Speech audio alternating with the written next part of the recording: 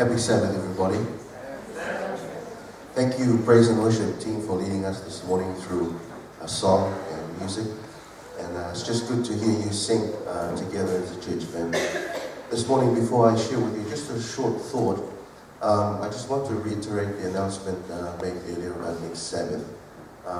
It's actually going to be a special Sabbath, and we are hoping that we can get all our team leaders, our church leaders.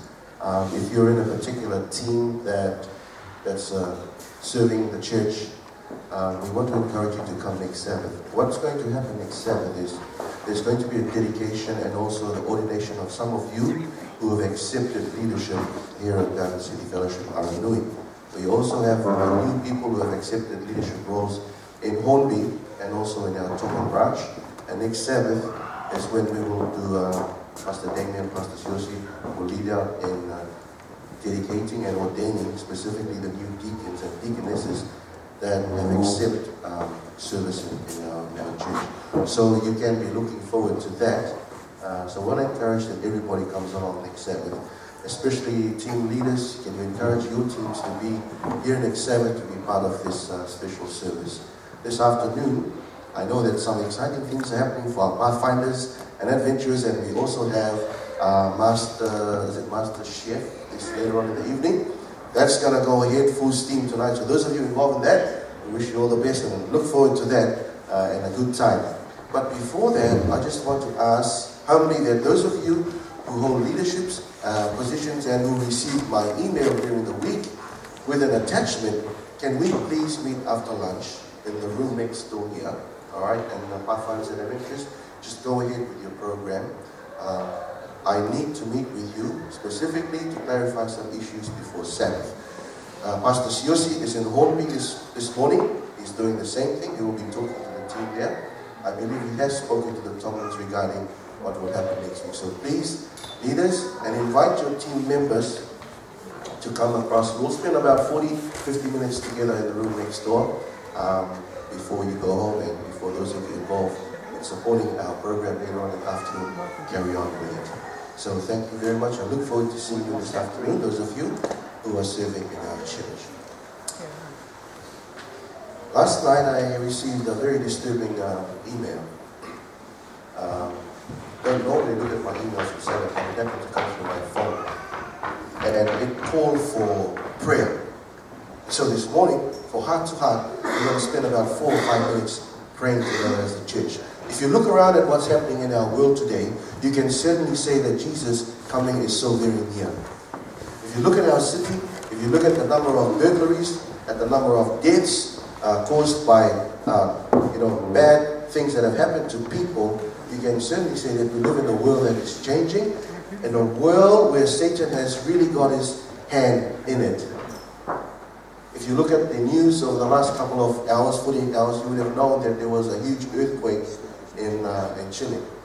And no doubt, those of you who've been in Christchurch, who've been through the last main earthquakes, can actually reflect and you can identify with what these people are going through. I have no idea what it's like. I never lived through one. The biggest earthquake I was part of was earlier in late last year, or during the Christmas period, when our house just had a little shake, and I jumped up and I ran out of the house, freaking out. And my neighbor came across from the other side and he said, "So good, don't worry, there's nothing. There's nothing." So I have no idea what you guys have gone through. The email that came through last night went something like this: please pray for the church and the Christians in the areas where ISIS have taken control. The last couple of weeks, ISIS went through the community, door to door knocking and asking what your home is. Is it a Christian home? And then what they did was, they lined up all the children in the house, the Christian home. So parents, I want you to have a look at your young ones this morning. And they said, we want you to renounce Jesus Christ and you believe in Jesus Christ. Amazingly, none of the children did. And what do you think happened? They killed them straight away on the spot. This is not like 50 years ago. This is like yesterday. We live in a world that is so influenced by evil that you cannot imagine what's happening. And so what they've been doing over the last couple of months is systematically killing these people. And the email that I got was from the friends of a student that I studied with at Avondale. And he said, they're crying out for prayer. They want you to pray. Just imagine, parent, your child sitting beside you. If they came to you and said to you, I want you to renounce your trust in Jesus Christ.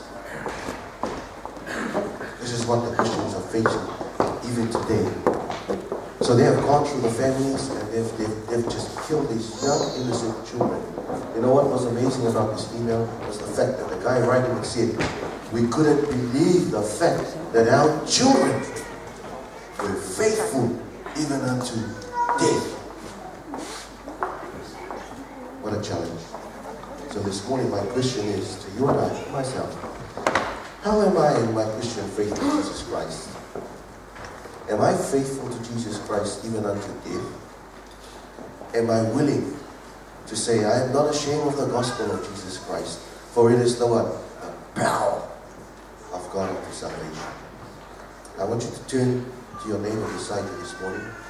And just, I know how this can affect some people, especially if you have children, that we need to cry out to God this morning and ask God to bless these people, continue to keep them safe, give them courage to face the future, and also pray for ourselves that we will be faithful. I'll give you a couple of minutes just to pray with your neighbor this morning. I will close our prayer session.